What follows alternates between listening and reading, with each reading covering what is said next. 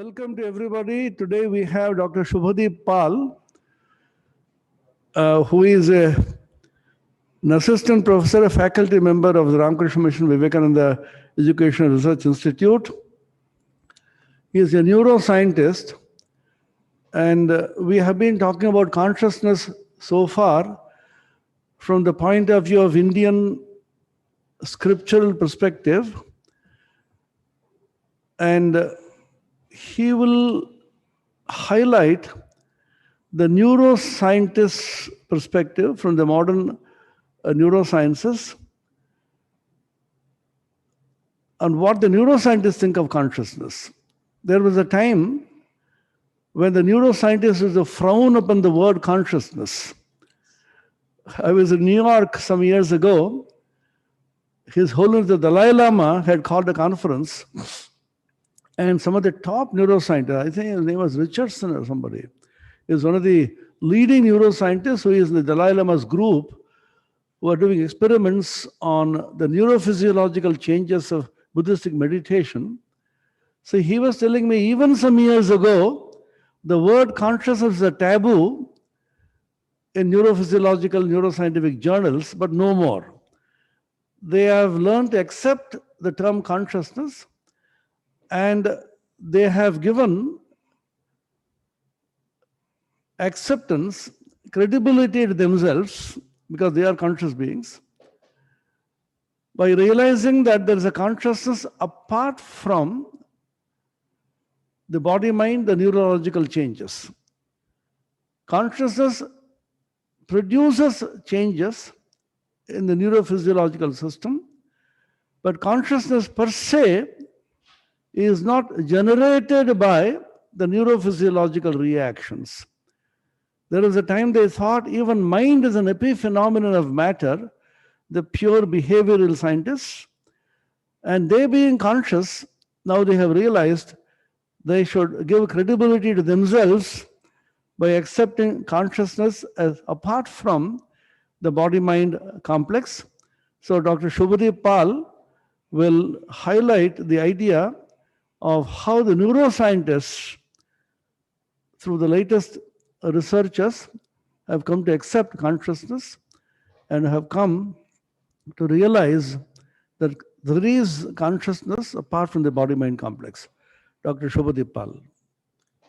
Thank you, Maharaj.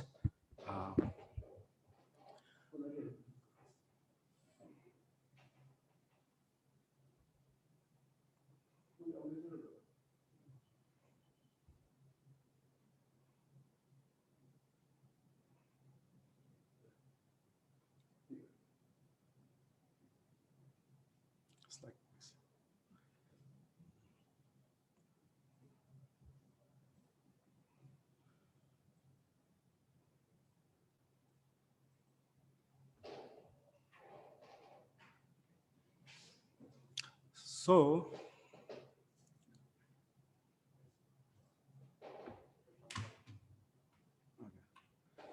thank you. So today I will talk about human consciousness from clinical perspective as well as neuroscientific perspective. So in today's talk, I will try to understand human consciousness by understanding its underlying components. And I will also talk about the various disorders of consciousness. So sometimes you may need to perturb a system to understand a system. So in disorders of consciousness, the state of consciousness is impaired. So if we study the disorders of consciousness, we may develop some better understanding, or it may help us to gain more knowledge about human consciousness. I will also then talk about what causes the disorders of consciousness and whether it is possible to have recovery of disorders of consciousness. And an important topic of this talk, the way we assess consciousness in the clinical setting. And I will talk about the non-invasive neuroimaging method, fMRI, which is functional magnetic resonance imaging, how some results, some very interesting results in fMRIs on disorder of consciousness has raised question or challenged the way we assess consciousness in clinical setting. So as Maharaj said that human consciousness was not a very popular area of research for neuroscientists, but 90s saw the development of various advanced neuroimaging methodologies, and also the development of clinical technologies. So because the development of various clinical technologies, now more number of patients are surviving a bad head injury. So now we are seeing more people with disorders of consciousness. So first I will talk about the components of human consciousness. So to understand this, the consciousness, we need to understand the components of consciousness. Here we have two components of human consciousness.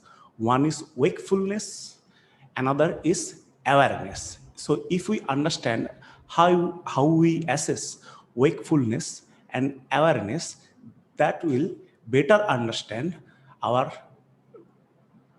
that will have us to have better understanding about human consciousness. So what is wakefulness? So right now I am not sleeping, I am wakeful. So how do we assess wakefulness? So we can have simple behavioral observation. We can observe that a person is not sleeping. So example, my eyes are open, but this is not a very objective way to assess wakefulness, because although I am not sleeping, I am awake, I may decide to keep my eyes closed. So this is not a very objective approach. So if one is interested to have more objective approach to characterize wakefulness, he or she may employ a non-invasive methodology called electroencephalography or EEG. So what happens in this method?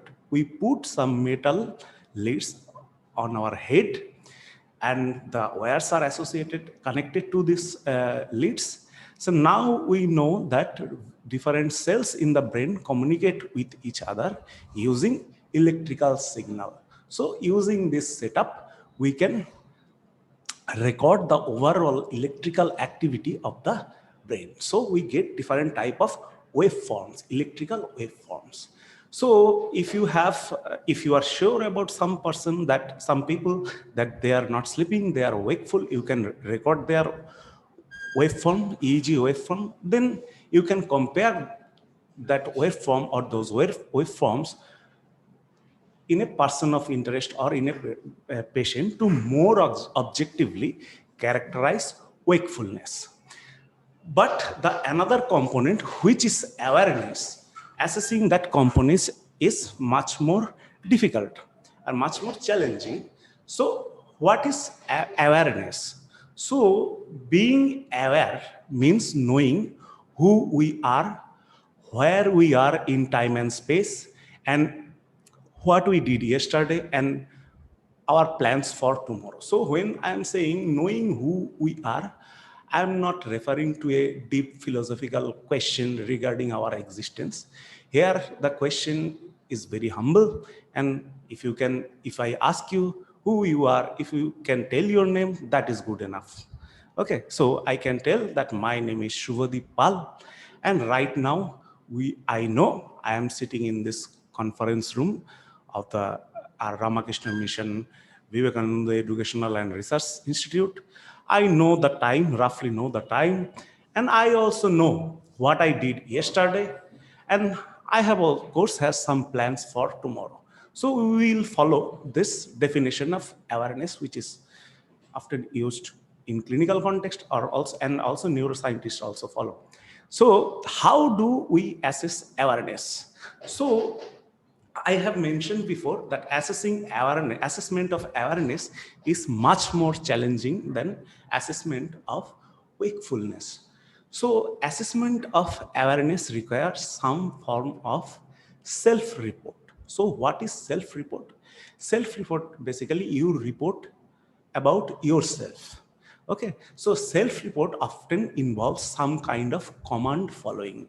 So I will give you some command. If you can follow that command, then I will understand you are aware. So raise your finger. If you, just an example, if I tell you to raise your finger, if you can raise your finger, then as per this definition, I will understand that you are aware. Or you may also talk, that I may ask you, are you aware? And you reply, yes, I am aware. So I will come back to it later, and that would be, it is a central topic of this presentation, this talk, whether this is the right way to assess awareness. So we know brain is the seat of consciousness. That is what we think in neuroscience. So thus two components of consciousness, this wakefulness and awareness, are maintained by various brain structures. So wakefulness is primarily supported by different subcortical structures. So what is subcortical structures? So we know the topmost part of the brain is called cortex, or simply the cerebral cortex, and the structures below the cerebral cortex are called subcortical gray matter structures. So the thalamus, midbrain, and brainstem, these are important to maintain. These subcortical structures are important to maintain our wakefulness. So this midbrain is the topmost part of the brainstem. So another component, which is awareness, so is also maintained by various brain structures. I mentioned about the cerebral cortex, which is the topmost part of our brain. So in the cerebral cortex of the human brain, there are different regions. Those are called anatomical regions. So functional integrity of cerebral cortex. So how well those regions, anatomical regions of the cerebral cortex, work together, that is important, and that decides the functional integrity of the cerebral cortex. And there are connections between the different areas of cerebral cortex and the subcortical structures I mentioned earlier. So those are connected by white matter fibers. Those are wire-like structures which connect the different regions of cerebral cortex to the subcortical gray matter regions. So these fibers, the electrical impulses travel through those fibers and helps to communicate between cortex and the subcortical structures. So these structures are important to maintain the two components of consciousness, that is wakefulness and awareness. So as I mentioned earlier, sometimes it is important to perturb a system to understand the system. Okay, so here we are not, of course, doing some kind of brain damage to understand the consciousness, but those brain damages are happening due to different reasons. So what is a disorder of consciousness? A disorder of consciousness is an impaired state of consciousness which happens due to brain damage. So there are three types of disorders of consciousness. The first one is coma, then vegetative state, and then minimally conscious state. So in coma, we cannot detect no signs of wakefulness and awareness. It doesn't mean the person, we should not say that there is no wakefulness or there is no awareness. Rather, we should say we cannot detect any signs of wakefulness and awareness. In the vegetative state, the person is awake, but there is no signs of awareness. And in minimally conscious state, the person is of course awake, but the signs of consciousness are minimal and inconsistent. So generally what happens when we assess the awareness in clinical setting, it is done repeatedly to see the consistency. So in minimally conscious state, in repeated trials, the signatures of the consciousness are not consistent. Sometimes you can detect them, sometimes you cannot. So I'll tell you a little bit more about this states of disorder of consciousness. So first one is coma. What happens in coma? What do you expect to see in coma? The person in coma, so a comatose person lies with their eyes closed and doesn't respond to environment, voices or pain. So you can understand the eyes are closed, so he is not wakeful, he or she is not wakeful and doesn't respond to the environment, voice or pain. So he or she cannot respond to your command. So wakefulness and awareness, both components are aware. Generally what happens, the comatose stage may last less than 2 to 4 weeks. So during that time, the person may wake up or progress into some other states of disorder of consciousness like vegetative state or minimally conscious state. Or it may happen that that person may progress into the brain death state, where you cannot detect any blood flow or metabolic activity in the brain, but the rest of the body is well perfused and some functions are also, it seems some functions are also normally going on. The next one is the vegetative state. The patient, I mentioned earlier, in vegetative state, the person is awake, but we cannot detect any sign of awareness. So in a vegetative state, the patient may open their eyes, have basic reflexes like blinking when subject to a loud sound or noise, etc. But a vegetative state patient doesn't show any meaningful responses like tracking an object with eyes and following your command. So let us remember the command following is very important in clinical context, because if you cannot respond to the command, then it may give the impression of impaired state of wakeful awareness. As I discussed earlier, in minimally conscious state, the patient shows clear but minimal or uh, inconsistent awareness. Sometimes he or she may respond to the commands during some periods, but it is not always true. So I will talk what causes the disorders of consciousness. The main causes of disorders of consciousness are listed below. There are three reasons I have listed here. The most common cause is traumatic brain injury. So we may get our brain damaged due to fall, violent assault, or the traffic accident. So this is the most common reason, and there could be some other reasons like non-traumatic brain injury. So bursting of blood vessels, drowning, smoke inhalation, severe brain infection, poisoning. So in these cases, what happens? The oxygen supply to the brain get disturbed or compromised. So for normal functioning of the brain tissue, it is the oxygen is required, and oxygen is supplied to the brain through blood flow. So if these conditions cause the disruption in oxygen supply, so brain tissue may die, and depending upon the regions and the extent of the damage, one may have a disorder of consciousness.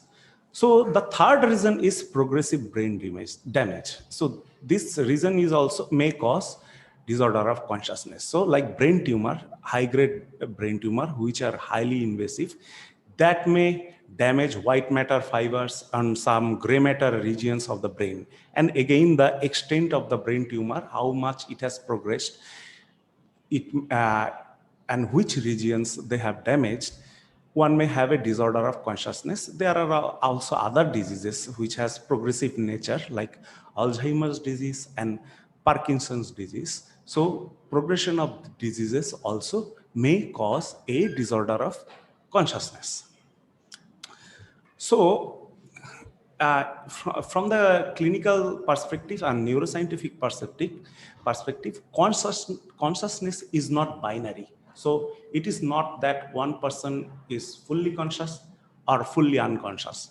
There can be a level of consciousness, which we can assess using a clinical scale. It's a clinical tool known as Glasgow Coma Scale. is doctors often use this scale to assess the level of consciousness in patients or in the persons. So this Glasgow Coma scale assesses the following three aspects. Opening of eyes. So if you cannot open your eyes, then you will get 1. If you can spontaneously open your eyes, you get score 4. And the next aspect is verbal response to a command. So if I give you some command and you can respond verbally to the command absolutely nicely, then you will get 6. If you cannot do that at all, you will get 1. And third aspect is voluntary movement in response to a command. So when I give you some command, you can do some voluntary movement, move your finger or something like that. If you cannot do at all, then you will get 1. If you can do it very nicely, then you will get 6.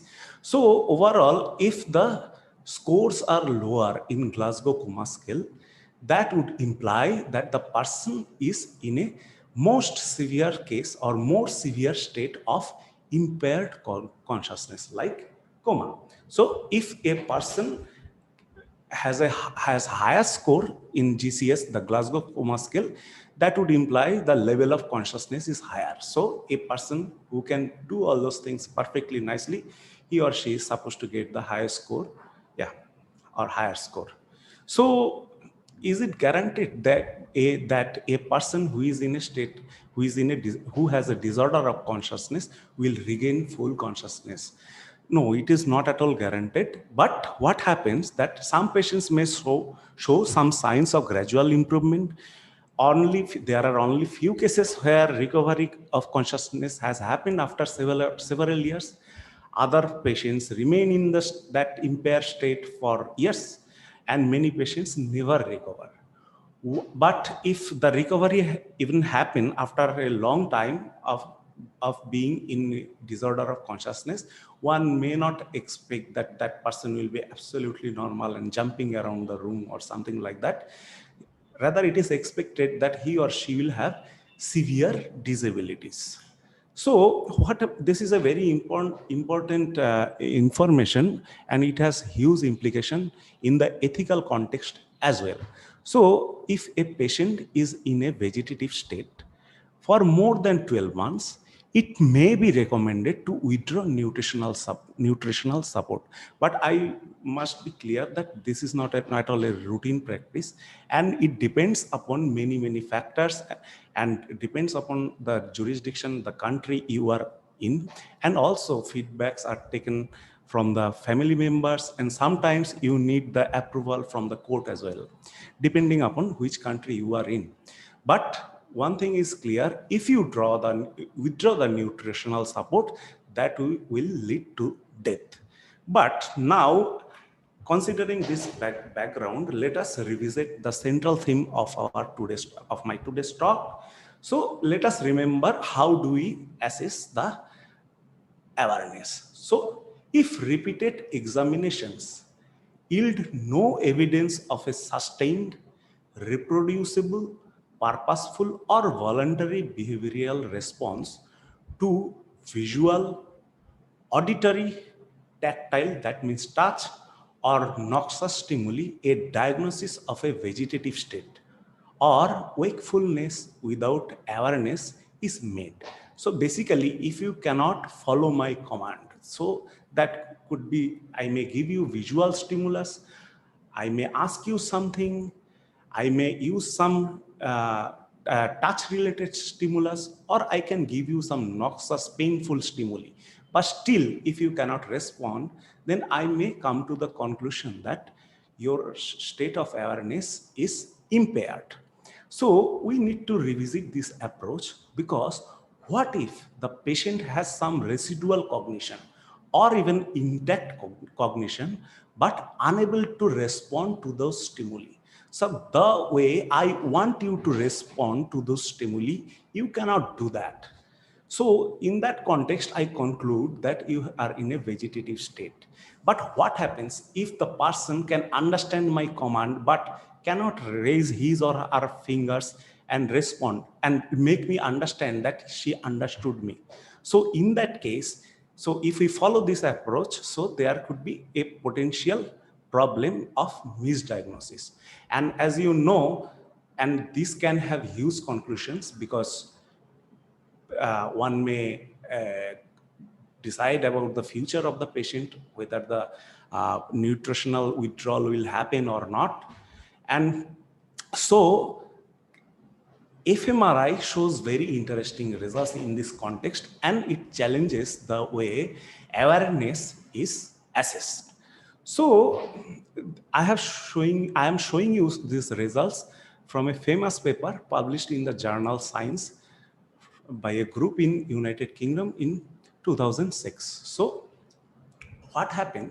So they tried to address this question, that maybe that person in a traumatic who is having disorder of consciousness.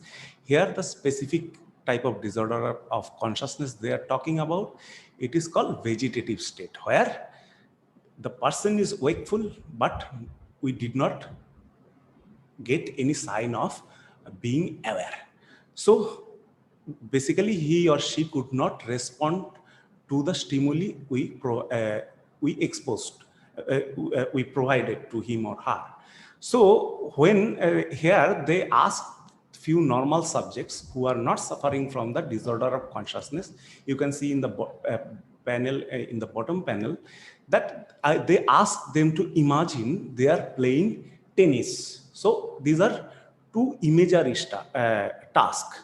So these are called motor imagery tasks, because you will imagine you are moving. So in the first task, they asked, imagine you are playing tennis in a tennis court. So the normal person, as shown on the bottom panel on the left hand side, showing some activation in a brain area called supplementary motor area. And when that the researchers asked them to have a special navigation imagery, which is they, in that task, they asked the normal subjects to imagine they are navigating through their home, and they are seeing, of course, imagining different familiar objects in their home. So here they have seen the activation or involvement of 3 brain regions as shown on the right hand side in the bottom panel. Interestingly, they recruited a patient, it's a single patient, who had traumatic brain injury, and he was in a vegetative state. That is, clinically he was declared to be in vegetative state. Wakefulness is there, but they could not detect awareness. He could not show any sign of awareness, basically could not respond to any stimulus. So here they took the patient and put him inside a scanner, and they instructed to the patient that when I say tennis, you start imagining playing tennis. And when I tell you to when I tell you navigation, you start imagining you are moving in your home, you are walking in your home and seeing the familiar objects in the home. So surprisingly, and when they are giving this instruction, they had no idea whether the patient could understand or even listen what they were saying. But surprisingly, they have seen the activation in the same parts of the brain which were observed in control subjects. So that gives the idea, the most likely the patient could hear what he was saying and could do the task. So although and after that they also repeated the standard method of assessing awareness, and still they could not. But as following the standard process, they could not detect the awareness, they put him in the category of vegetative state. But here we can definitely say he was able to perform these tasks. So this results challenges the way we assess the awareness in the disorder of consciousness.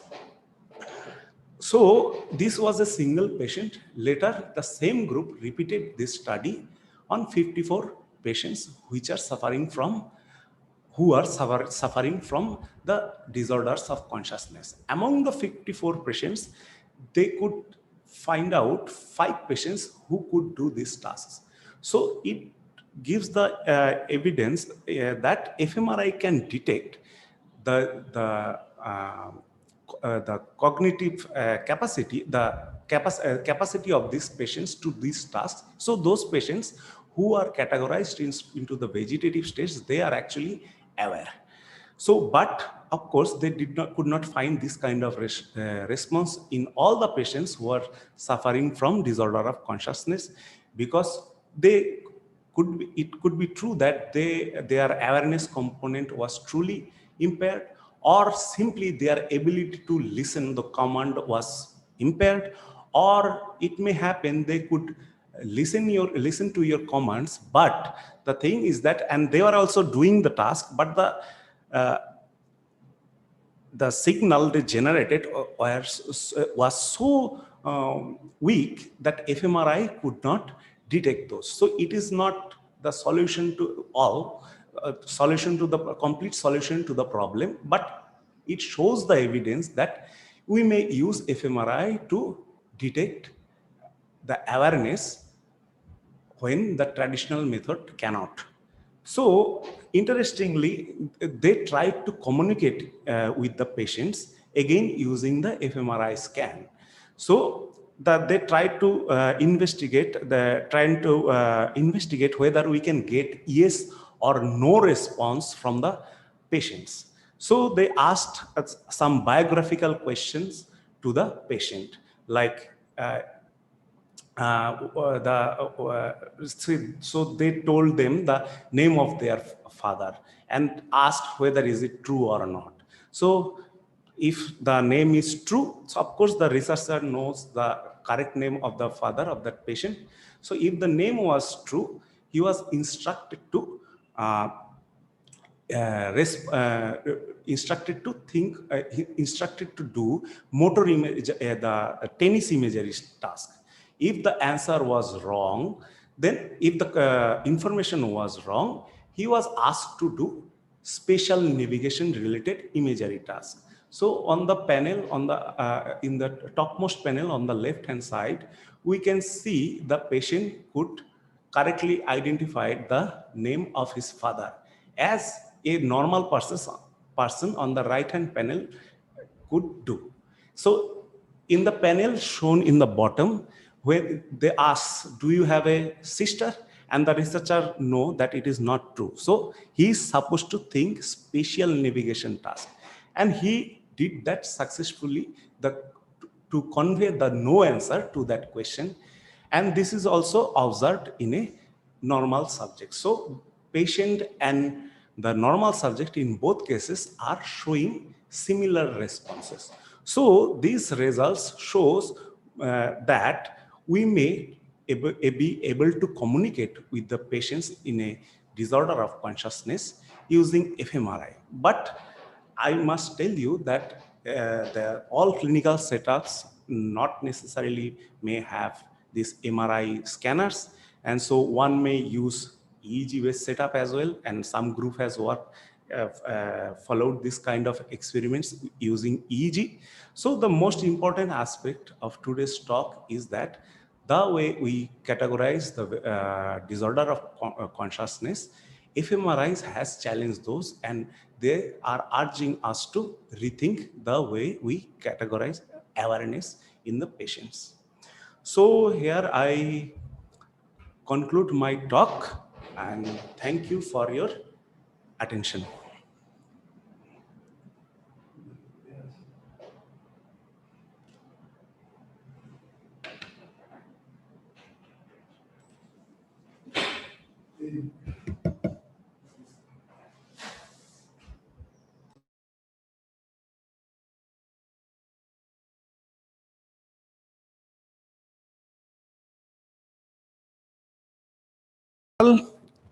So questions, is it the questions?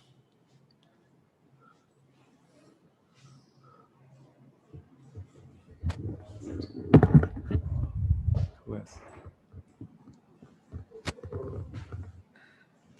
So there is a question from Professor Kunal Sikdar. Please explain what happens in induced coma when a patient undergoes major brain surgery. How is it induced and how the patient regains consciousness after the procedure? So I'm not a clinician, but I can tell you that, of course, it is not the aim of a clinician to induce coma in a patient. So that may happen accidentally. But as per my understanding, the patient may go to the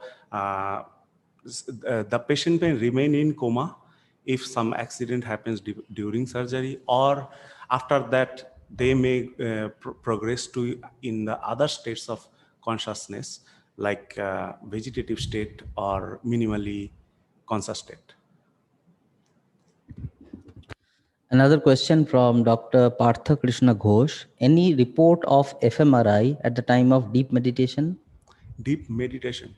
So I cannot comment about this, but I know that many research has been done on fMRI, using fMRI on meditation.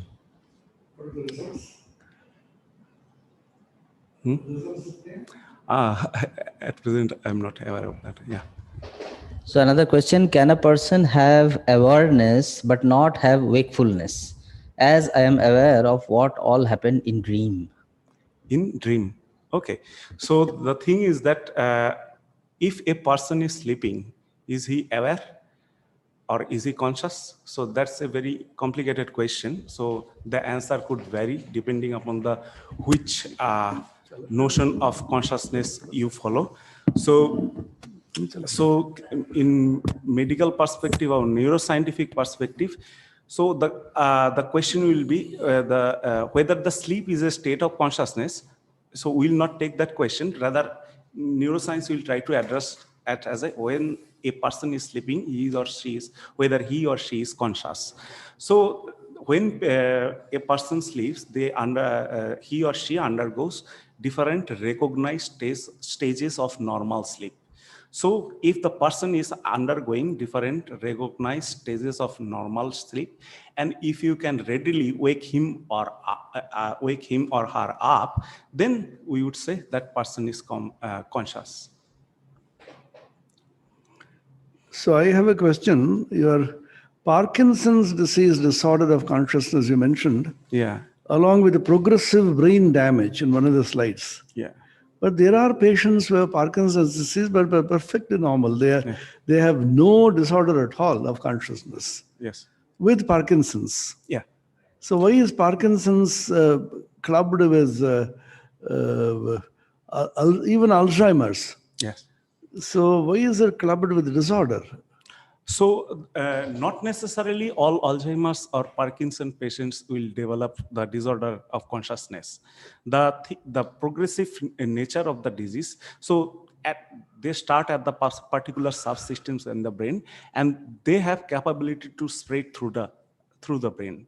So it's possible, but not guaranteed that we cannot say that all Parkinson's patients or Alzheimer's patients will eventually develop the disorder of consciousness, but there are possibility. And this is also true for another example that I have given the brain tumor, high-grade brain tumor.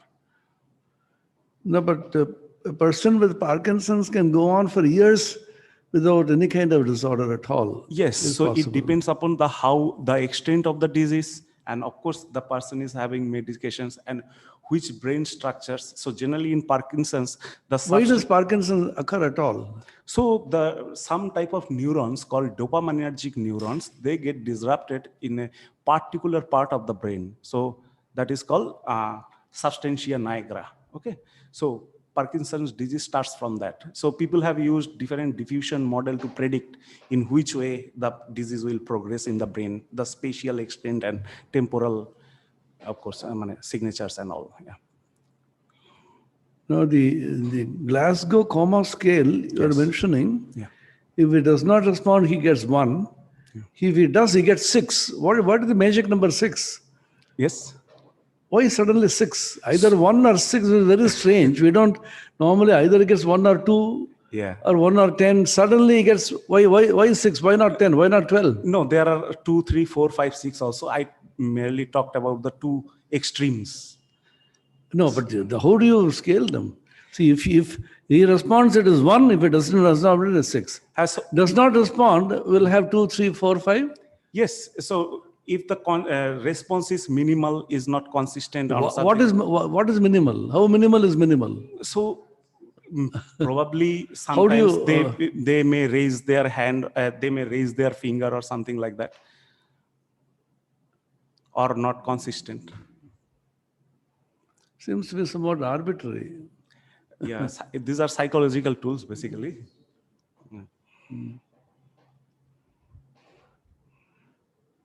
Patients who could not show any conventional response but showed ability to imagine tennis or navigation when tested by fMRI, could any of them get revived successfully? So we do not have the follow-up results on these patients. So we cannot comment on that. So yeah.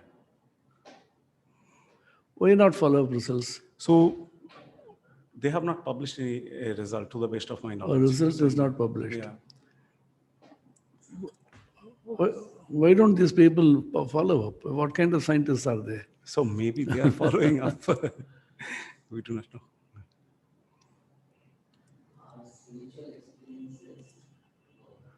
Oh, that's spiritual experience is a product, etc. That is not well known. First of all, you have to define what is a spiritual experience. So these are vague, unscientific questions which we ignore. Patients who could not show any conventional response, that is already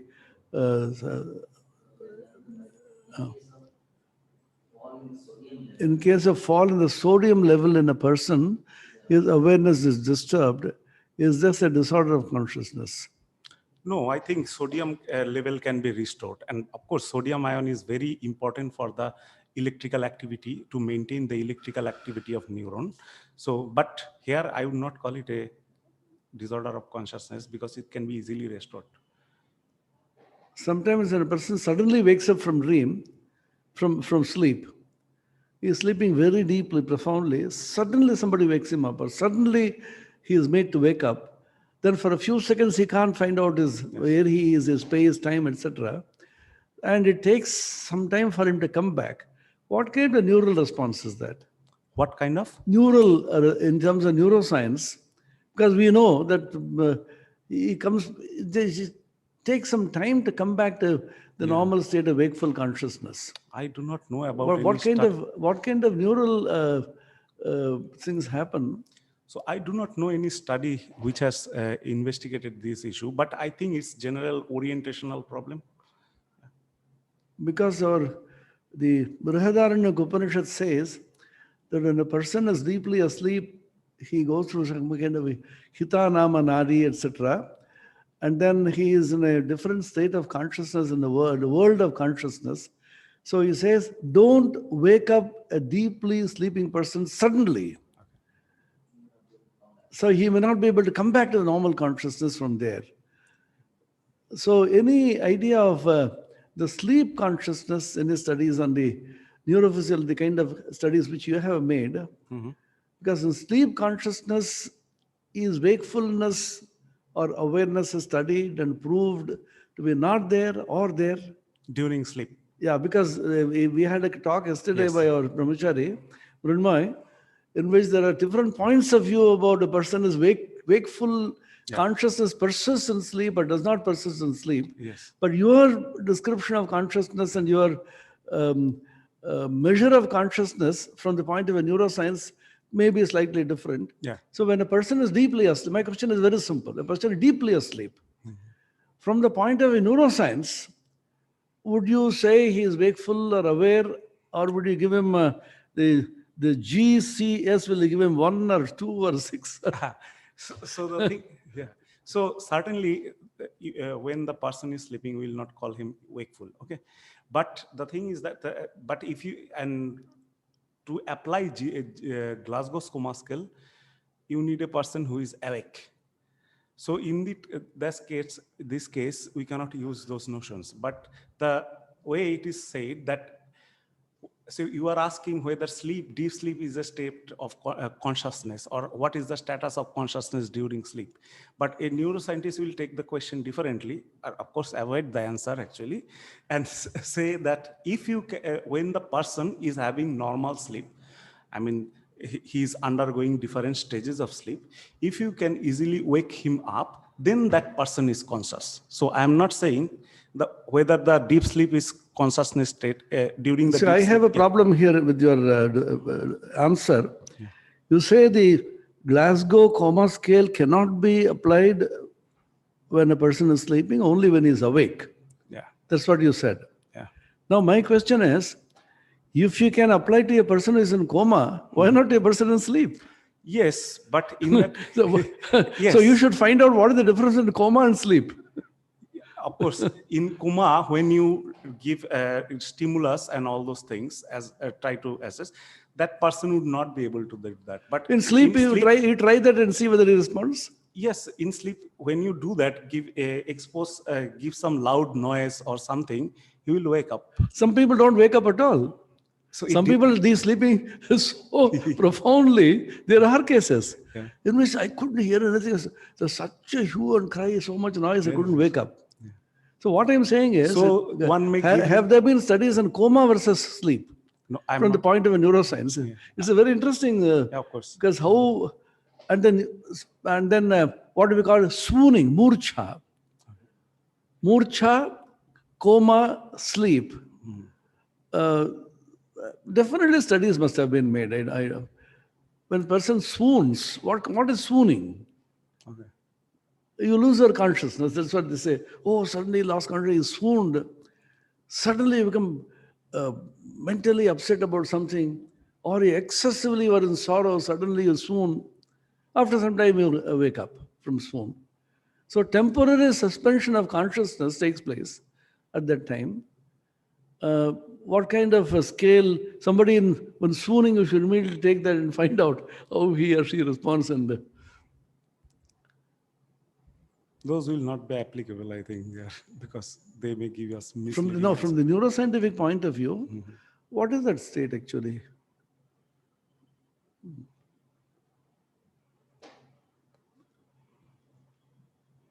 You talk about wakefulness without awareness, vegetative state. vegetative state. That looks very strange. There is wakefulness, but there is no awareness. Yes. So how do you know a person is, how do you define wakefulness? How do When he responds to stimuli, then he says he is wakeful. Or when he responds to stimuli, you call him endowed with awareness. Yes. So in vegetative state, what happens? They undergo the normal sleep-wake cycle, but they do not respond to the external stimulus. Yeah. So that's why they call them unaware, but they are Wakeful. undergoing. Yeah, yeah.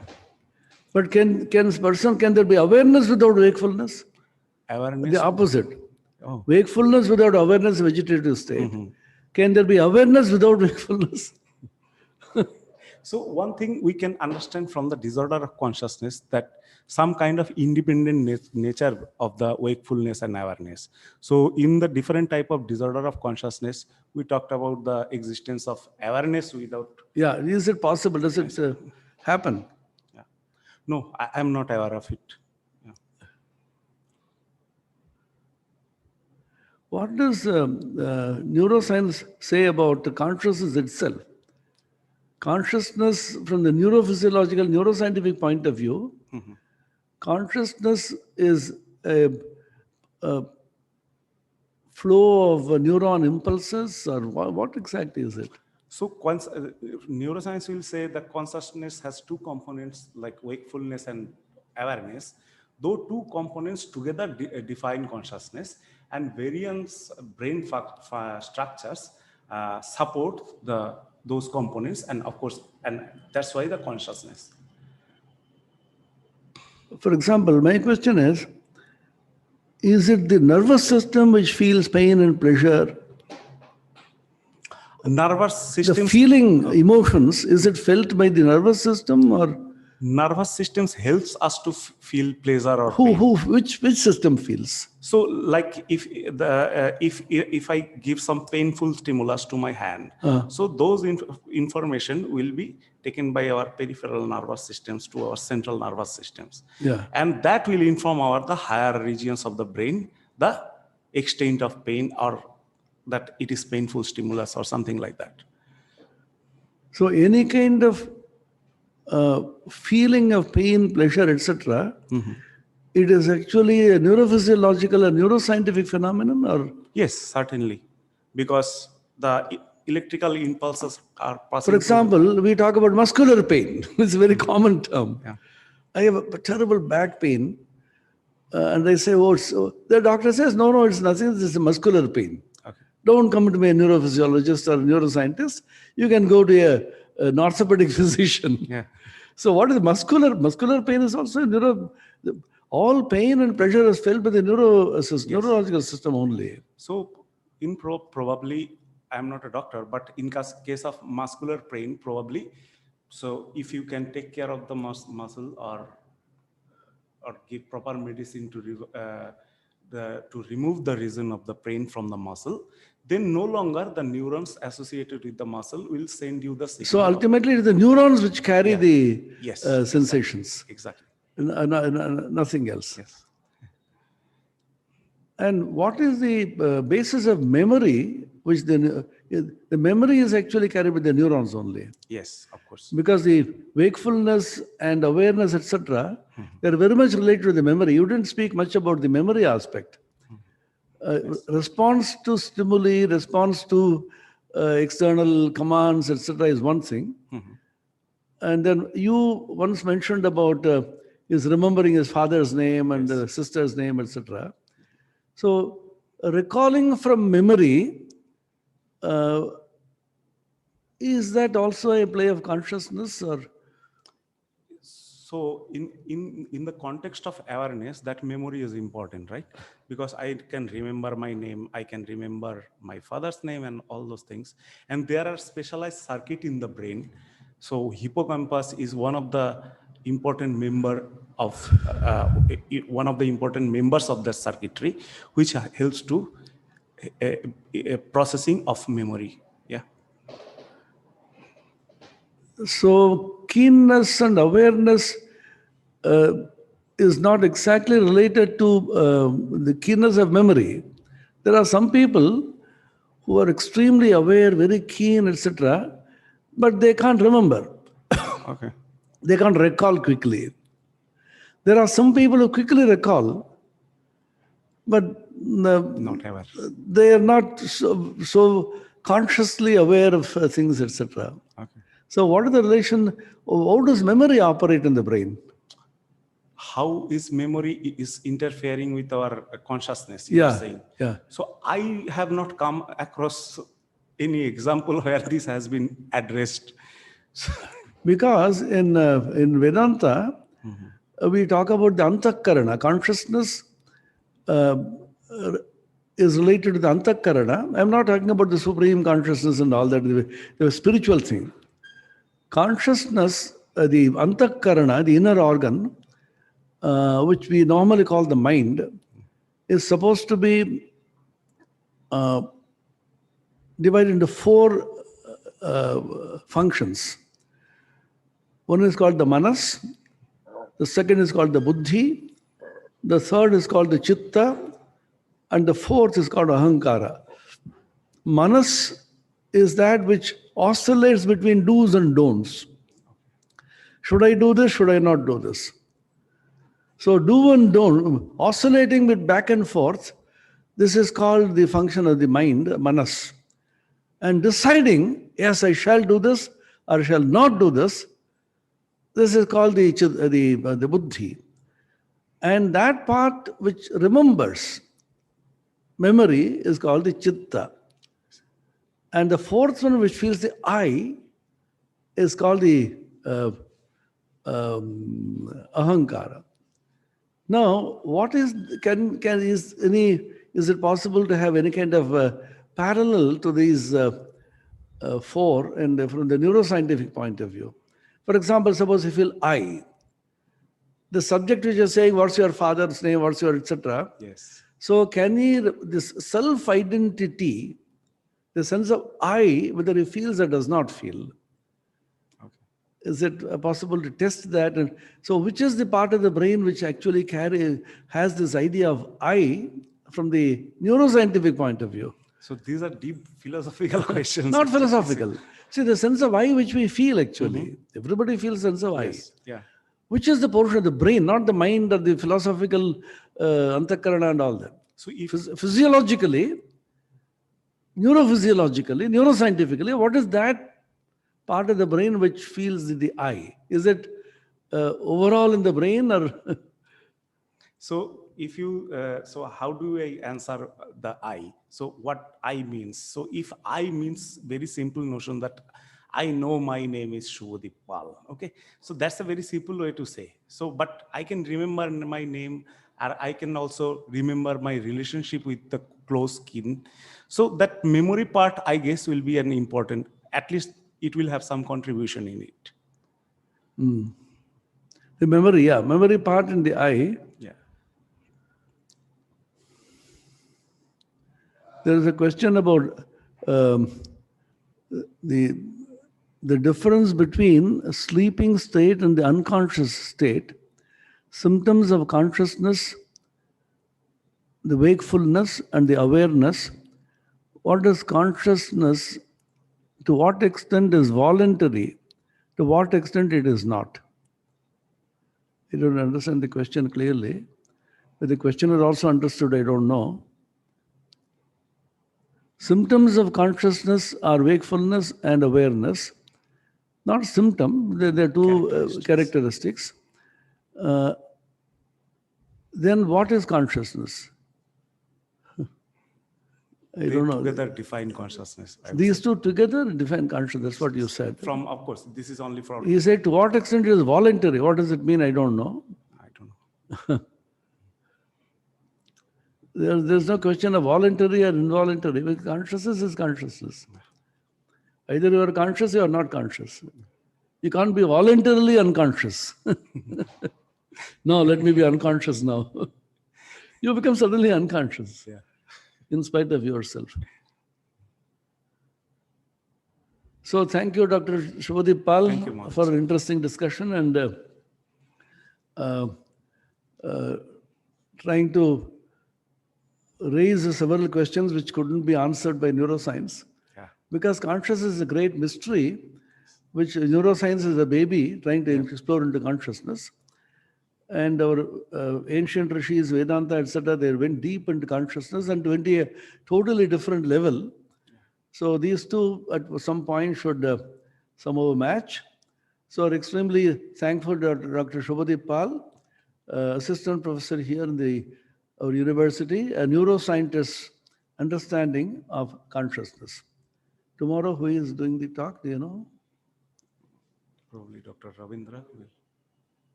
Tomorrow is 29th. So tomorrow is 29th. So this will be followed by another doctor, Dr. Ravindra. He is MD, PhD, Associate Professor, Center of Consciousness Studies, Department of Neurophysiology, NIMHANS, which is a National Institute for Mental Health and Neurosciences at Bangalore, a very famous central institute. And Ravindra has been researching on sleep for a very long time. We had Brahmachari Mrinmoy Maharaj, who spoke about sleep from the yoga and Vedanta perspectives a couple of days ago. So Ravindra will talk about sleep from the neurophysiological perspective. We have titled the talk as Sleeping Peacefully, because now during the pandemic times, people are finding it very difficult to sleep peacefully. So from the neurophysiological perspective, what is sleep? Sleep has been researched into, analyzed. So it will form a parallel to what Dr. Shubhadeep Pal just now spoke about. What happens to consciousness during sleep? So yoga has a point of view and Vedanta has a different point of view. And what point of view our neurophysiological scientists' take on this. So tomorrow at 6 o'clock. So thanks to all the participants.